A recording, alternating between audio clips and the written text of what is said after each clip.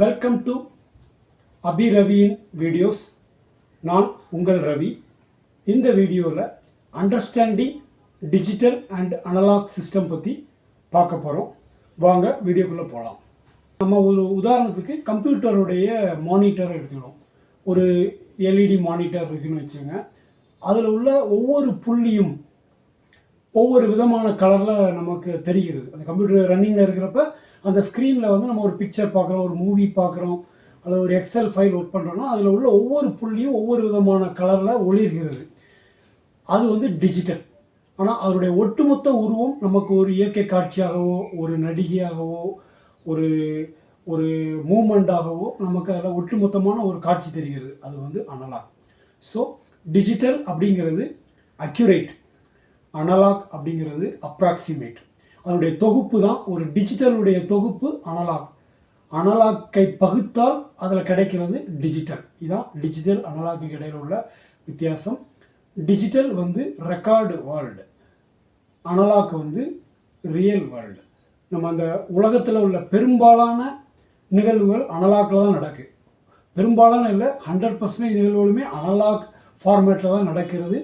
அதை நம்ம ரெக்கார்ட் பண்ணி வச்சுக்கிறதுக்கு கம்ப்யூட்டரில் ரெக்கார்ட் பண்ணுறப்ப கம்ப்யூட்டர் வந்து டிஜிட்டல் சிஸ்டத்தில் ஒர்க் பண்ணுறதுனால நம்ம என்ன பண்ணுறோம், அதை வந்து டிஜிட்டலாக கன்வெர்ட் பண்ணி கம்ப்யூட்டரில் ஸ்டோர் பண்ணிக்கிறோம். டிஜிட்டல் வந்து ரெக்கார்டு வேர்ல்டு, அனலாக் வந்து ரியல் வேர்ல்டு.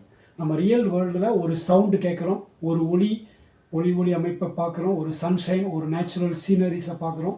இது எல்லாமே அனலாக்காகத்தான் நம்ம பார்க்குறோம், அண்டர்ஸ்டாண்ட் பண்ணிக்கிறோம். ஆனால் அதை பதிவு செய்து வைத்துக் கொள்வதற்கு நம்ம டிஜிட்டலை பயன்படுத்திக்கிறோம். டிஜிட்டலில் வந்து என்னென்னா நாய்ஸ் இருக்காது. ஏன்னா டிஜிட்டல் வந்து ஒரு அக்யூரேட்டாக இருக்கிறதுனால. டிஜிட்டல் வந்து மேத்தமெட்டிக்ஸ் மாதிரி, அனலாக் வந்து languages, Tamil, English, other languages மாதிரி. ஸோ டிஜிட்டல் மேத்தமெட்டிக்ஸை பொறுத்த வரைக்கும் அக்யூரேட், 100% அக்யூரேட்டாக இருக்கும். அதே போல் டிஜிட்டல் அக்யூரேட்டாக இருக்கிறதுனால அதில் வந்து நாய்ஸ் இருக்காது, கிளாரிட்டி அதிகமாக இருக்கும். அடுத்தாப்புல நம்ம வந்து இந்த ரெண்டு வேர்ல்டையும் நம்ம பார்த்தோம். இந்த ரெண்டு வேர்ல்டு, அனலாக்குக்கும் டிஜிட்டல் வேர்ல்டுக்கும் இடையில் கம்யூனிகேஷன் பண்ண வேண்டிய தேவை இருக்கிறது. எதற்காக தேவை இருக்குது அப்படிங்கிறத நம்ம இன்னொரு சின்ன உதாரணத்தில் பார்க்கலாம். நம்ம கோயில்களில் வந்து நம்ம பேரை சொல்லுவோம், நம்ம அர்ச்சனை பண்ணுவோம், சாமிக்கு அர்ச்சனை பண்ண சொல்லி அர்ச்சகர்கிட்ட நம்ம அர்ச்சனை தட்டை கொடுக்குறோம். அவர் வந்து சமஸ்கிருதத்தில் அர்ச்சனை பண்ணுறாரு சாமிக்கு. அதுக்கப்புறமா திருப்பி அவர் வந்து நமக்கு பிரசாதம் கொடுக்குறாரு. இதில் வந்து பார்த்தீங்கன்னா சான்ஸ்கிரிட்டை வந்து என்ன சொல்கிறாங்க, அவங்க சொல்கிறாங்க, இதில் உண்மையாக பொய்யாங்கிறதுக்குள்ளே நான் போக விரும்பலை. அவங்க என்ன சொல்கிறாங்கன்னா, சான்ஸ்கிரிட் வந்து தேவ பாஷை, கடவுளுக்கு கேட்கக்கூடிய பாஷை அப்படின்னு சொல்லி சொல்கிறாங்க. அப்போ தமிழ் வந்து மனிதர்களின் பாஷை, மனிதர்களுக்கு கேட்கக்கூடிய பாஷை. சான்ஸ்கிரிட் வந்து கடவுளுக்கு கேட்கக்கூடிய பாஷைன்னு அவங்க சொல்கிறாங்க.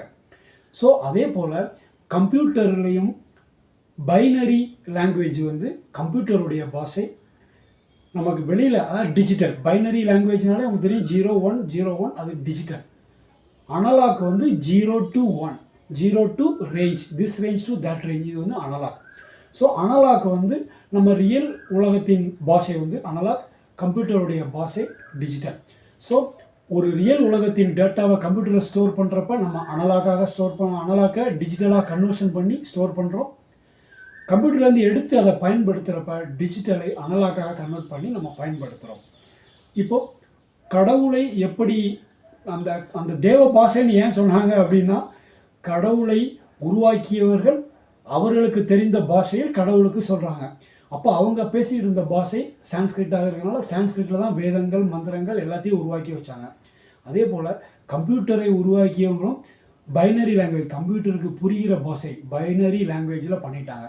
அதே கம்ப்யூட்டரை உருவாக்கி இருந்தவங்க அனலாக் லாங்குவேஜிலே கம்ப்யூட்டரை உருவாக்கி இருந்தால் ஒருவேளை டிஜிட்டல் டு அனலாக் கன்வர்ஷன் தேவைப்பட்டிருக்காது. அனலாக்லேயே ஸ்டோர் பண்ணி அனலாக்லேயே ரெக்கார்டை வெளியில் எடுக்க மாதிரி பண்ணியிருக்கலாம். இப்போது நமக்கு டிஜிட்டல் டு அனலாக் எங்கே தேவைப்படுகிறது அப்படின்னா, கம்ப்யூட்டர்லேருந்து ரியல் வேர்ல்டுக்கு தேவையான டேட்டாஸ். ஒரு உதாரணத்துக்கு sound system, video quality, data, இது எல்லாமே வந்து டிஜிட்டலில் இருக்கும். அதை அனலாக்காக மாற்றித்தான் நம்ம பயன்படுத்த வேண்டியிருக்கோம். ஒரு சவுண்டுனா சவுண்டு வந்து அனலாக்கில் உள்ள கிளாரிட்டி டிஜிட்டலில் வராது, பட் ஸ்டோர் பண்ணுறதுக்கு டிஜிட்டலில் பயன்படுத்துகிறாங்க. அனலாக் டு டிஜிட்டல்ங்கிறது என்னென்னா, ஒரு ரியல் வேர்ல்டில் இருக்கிற தகவல்களை கம்ப்யூட்டர் வேர்ல்டுக்கு மாற்றுறதுக்கு அனலாக் டு டிஜிட்டல் பயன்படுகிறது. இதை பற்றிலாம் நம்ம இனி வருகிற வீடியோக்களில் நம்ம டீட்டெயிலாக பார்க்கலாம். இந்த வீடியோவில் நீங்கள் டிஜிட்டல் அனலாக் பற்றி ஒரு அண்டர்ஸ்டாண்டிங் பண்ணியிருப்பீங்க அப்படின்னு புரிஞ்சுக்கிறேன். தேங்க்யூ ஃபார் வாட்சிங் அபி ரவின் வீடியோஸ். Thank you very much.